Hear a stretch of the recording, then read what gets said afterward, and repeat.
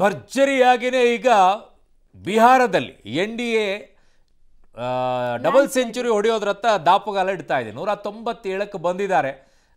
Mahagathbandhan half century ಹೊಡಿತಾ ಇಲ್ಲ. ಪಾಪ ಅವ್ರು ಹಾಫ್ ಸೆಂಚುರಿ ನರ್ವಸ್ ಇದಾರನ್ನ, 40 ನರ್ವಸ್, 90 ನರ್ವಸ್ ಅಲ್ಲ. ಇವ್ರು ಮುಂದಕ್ಕೆ ಹೋಗ್ತಾ ಇದ್ದಾರೆ. ಎಲ್ಲಿಗೆ ಹೋಗಿ ತಲುಪುತ್ತೋ ಗೊತ್ತಿಲ್ಲ. ಒಂದು ಎಕ್ಸಿಟ್ ಪೋಲ್ ಅಂತೂ 205 ಟಾರ್ಗೆಟ್ ಲಾಸ್ಟ್ ಅನ್ನ ಕೊಟ್ಟಿದ್ದು, ಅಲ್ಲಿಗೂ ರೀಚ್ ಆಗಬಹುದು ಅಂತ ಹೇಳಿ ತುಂಬಾ ಜನ ಬಿಜೆಪಿಯಲ್ಲಿರೋರೇ ಲೆಕ್ಕಾಚಾರ ಏನು ಹೇಳ್ತಾ ಇದ್ದಾರೆ ಅಂದ್ರೆ 160 170 ಅಂತ ಹೇಳ್ತಾ ಇದ್ರು. ಬಟ್ ಅದು ಕ್ರಾಸ್ ಆಗಿ ಹೋಗ್ತಾ ಇದೆ. ಅಂದ್ರೆ ದೊಡ್ಡ ಮಟ್ಟದಲ್ಲೇನೆ ಮಾರ್ಜಿನ್ ಇದೆ. ಸೊ ಈ ಕಡೆಗೆ ಅಶೋಕ್ ಅವರು ಮತ್ತೆ ಆ ಕಡೆಗೆ ಸದಾನಂದ ಗೌಡರು ಇಬ್ರು ಕೂಡ ನಮ್ಮ ಜೊತೆಗೆ ಸಂಪರ್ಕಕ್ಕೆ ಸಿಗ್ತಾ ಇದ್ದಾರೆ.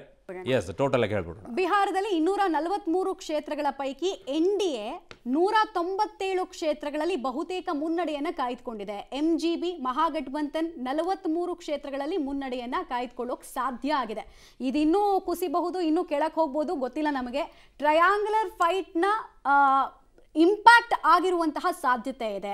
ಅತ್ಯಂತ ಕಳಪೆ ಸಾಧನೆ. ಅಕೌಂಟ್ ಓಪನ್ ಮಾಡೋದಕ್ಕೆ ಆಗ್ತಾ ಇಲ್ಲ ಯಾರಿಗೆ ಕೇಳಿದ್ರೆ ಅದು JSP ಪ್ರಶಾಂತ್ ಕಿಶೋರ್ ಅವರು.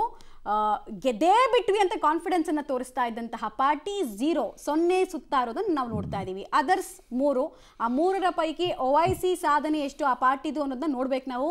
ಅದ್ರದ್ದು ಲೆಕ್ಕಾಚಾರ ಏನೋ ಸಿಗಬೇಕು. ಆಮೇಲೆ ಇಂಡಿಪೆಂಡೆಂಟ್ ಕ್ಯಾಂಡಿಡೇಟ್ಸ್ ಯಾರಾದ್ರೂ ಅದಕ್ಕಿಂತಲೂ ಹೆಚ್ಚಾಗಿ ನನಗೆ ವಿನ್ನಿಂಗ್ ಮಾರ್ಜಿನ್ ನೋಡ್ಕೊಳ್ಳಿ. ಆಮೇಲೆ ನೋಡಿ ಅದನ್ನ ಅವ್ರ ಪರ್ಸೆಂಟೇಜ್ ನೋಡಿ, 101 101ರಲ್ಲಿ ಇದನ್ನ ನಿಂತ್ರೆ 82 80ಕ್ಕೆ ಬಂದು ನಿಲ್ತ್ಕೊಳ್ತಾ ಇದ್ದಾರೆ. That is tremendous. ಏನದು ಪರ್ಸೆಂಟೇಜ್ ಅಂತ 100 ಲೆಕ್ಕ ಇಟ್ಕೊಂಡ್ರೆ 80% ಆಯ್ತು ವಿನ್ನಿಂಗು. ಈ ರೀತಿಯಲ್ಲಿ ಪರ್ಫಾರ್ಮೆನ್ಸ್. ಆಮೇಲೆ ಜಾತಿಗಳ ಲೆಕ್ಕಾಚಾರ ಇವ್ರಿಗೆ ಕೈ ಹಿಡಿದಷ್ಟು ಯಾವ ಪಾರ್ಟಿಗೂ ಅಲ್ಲಿ ಕೈ ಹಿಡ್ದಿಲ್ಲ. ಬ್ರಿಲಿಯಂಟ್ ಆಗಿ ಇನ್ಫ್ಯಾಕ್ಟ್ ಬಿಹಾರದ ಇತಿಹಾಸದಲ್ಲೇ ಹಂಗೆ ಕೈ ಹಿಡ್ದಿಲ್ಲ ಅನ್ನೋದು ಬಹಳ ಸ್ಪಷ್ಟ. ಅಲ್ಲ, ಗ್ರೌಂಡ್ ಲೆವೆಲ್ ಅಲ್ಲಿ ಇನ್ಯಾವ ರೀತಿಯ ಕೆಲಸ ಮಾಡಿರ್ಬೇಕು ಅಂತ ಹೇಳಿ. ಆಮೇಲೆ ಇನ್ನೊಂದು ನೋಡ್ತಾ ಇದ್ದೀನಿ ನಾನಲ್ಲಿ, LJP ಇದು ಅವರು ಸ್ಪರ್ಧೆ ಮಾಡಿದ್ದೆ 28ರಲ್ಲಿ. ಹೌದು, ಸ್ಪರ್ಧೆ ಮಾಡಿದ್ದೆ 28ರಲ್ಲಿ. ಆಲ್ಮೋಸ್ಟ್ ಅಲ್ಲಿ 22 24 ಅವರು ಹಂಗೆ 80% 90% ಬರ್ತಾ ಇದ್ದಾರೆ. ಓಕೆ, ನಮ್ಮ ಜೊತೆಗೆ ವಿರೋಧ ಪಕ್ಷ ನಾಯಕರಾಗಿರುವಂತಹ ಅಶೋಕ್ ಅವರು ನಮ್ಮ ಜೊತೆಗಿದ್ದಾರೆ. ಆ ಕಡೆಗೆ ಸಂಸದರಾಗಿರುವಂತಹ DV ಸದಾನಂದ ಗೌಡರಿದ್ದಾರೆ. ಇಬ್ಬರಿಗೂ ಕೂಡ ನಮಸ್ಕಾರ. ಕಾರ್ಯಕ್ರಮಕ್ಕೆ ನಿಮಗೆ ಸ್ವಾಗತ. ಮೊದಲನೇದಾಗಿ ಸದಾನಂದ ಗೌಡರ ಹತ್ರ ಹೋಗ್ತೀನಿ. ಸರ್ ನಮಸ್ಕಾರ. ಯಾವ ರೀತಿಯಲ್ಲಿ ಈಗ ಬಿಹಾರದಲ್ಲಿ ಅಭೂತಪೂರ್ವವಾಗಿರುವಂತಹ ಸಾಧನೆಯನ್ನ ಮಾಡ್ತಾ ಇದ್ರು? ಇದಕ್ಕೆ ಕಾರಣೀಕರ್ತರು ಯಾರು? ಮೋದಿ ಅವರ, ನಿತೀಶ್ ಕುಮಾರ್ ಅವರ? ಕಾರ್ಯಾಚರಣೆ ಅಂತ, ಜಂಟಿ ಕಾರ್ಯಾಚರಣೆ ಅಂತ ನೀವು ಕೇಳಿರ್ಬೋದು ಬೇರೆ ಬೇರೆ ಕಡೆಗಳಲ್ಲಿ. ಈ ಜಂಟಿ ಕಾರ್ಯಾಚರಣೆಯಲ್ಲಿ ನಾವು ಯಶಸ್ವಿಯಾಗಿದ್ದೀವಿ. ಮೋದಿಯವರ ಮತ್ತು ನಿತೀಶ್ ಕುಮಾರ್ ಡಬಲ್ ಇಂಜಿನ್ ಸರ್ಕಾರ ಕೇಂದ್ರದಿಂದ ಬೇಕಾದಂಥ ಸೌಲಭ್ಯ ಮತ್ತು ಒಂದು ರೀತಿಯಲ್ಲಿ ಅಭಿವೃದ್ಧಿಗೆ ಪೂರಕವಾಗಿ ಭ್ರಷ್ಟಾಚಾರ ರಹಿತವಾದಂಥ ಮತ್ತು ಸಾಮಾನ್ಯ ಜನರನ್ನು ಒಂದು ಯಶಸ್ವಿ ಹಾದಿಯಲ್ಲಿ ತಗೊಂಡೋಗಬಲ್ಲಂಥ ಒಂದು ಆಡಳಿತ ಕೊಟ್ಟಂಥ ನಿತೀಶ್ ಕುಮಾರರು ಇಬ್ಬರು ಇದಕ್ಕೆ ಜಂಟಿ ಕಾರಣೀಭೂತರು.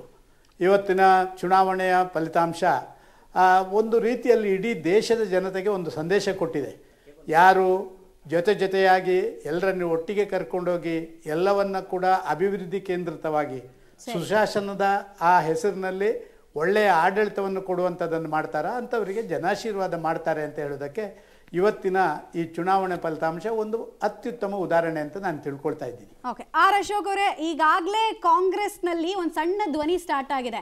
EVMಗಳೆಲ್ಲ ಹ್ಯಾಕ್ ಮಾಡಿದ್ದಾರೆ, ಮತ ಎಣಿಕೆಯಲ್ಲಿ ವಿಪರೀತವಾಗಿ ದುರುಪಯೋಗ ಮಾಡ್ಕೊಂಡಿದ್ದಾರೆ ಯಂತ್ರಗಳನ್ನ ಅಂತ ಈಗಾಗಲೇ ಅನೇಕ ಕಾಂಗ್ರೆಸ್ ನಾಯಕರು ಮಾತಾಡ್ತಿದ್ದಾರೆ. ಅದಕ್ಕೆ ಫಸ್ಟ್ ರಿಯಾಕ್ಷನ್ ಕೊಡಿ, ಮತ್ತು ನಿಮ್ಮ ಗೆಲುವಿಗೆ ಕಾರಣ ಆಗಿದ್ದಂತಹ ಅಂಶಗಳ ಬಗ್ಗೆ ಕೂಡ ಹೇಳಿ.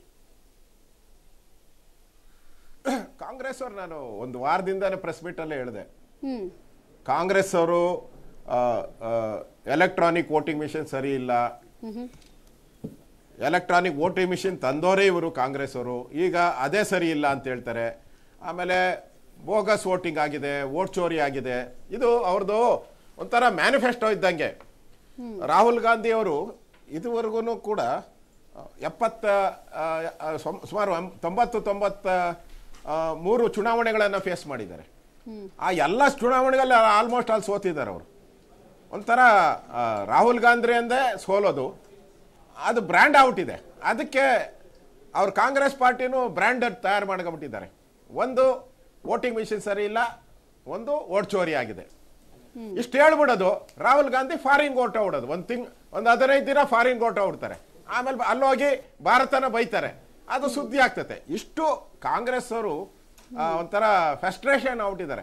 ಅವರಿಗೆ ಈ ನಾಯಕತ್ವ ಇಲ್ಲದೆ, ಕಾಂಗ್ರೆಸ್ಗೆ ಒಂದು ಕೇಂದ್ರದ ನಾಯಕತ್ವ ಇಲ್ಲದೆ ಒಂದು ರೀತಿ ಭಯ ಬಂದಿದೆ. ಆ ಭಯದಿಂದ ಈ ತರದ ಮಾತುಗಳನ್ನು ಆಡ್ತಾ ಇದ್ದಾರೆ ಅಷ್ಟೇ.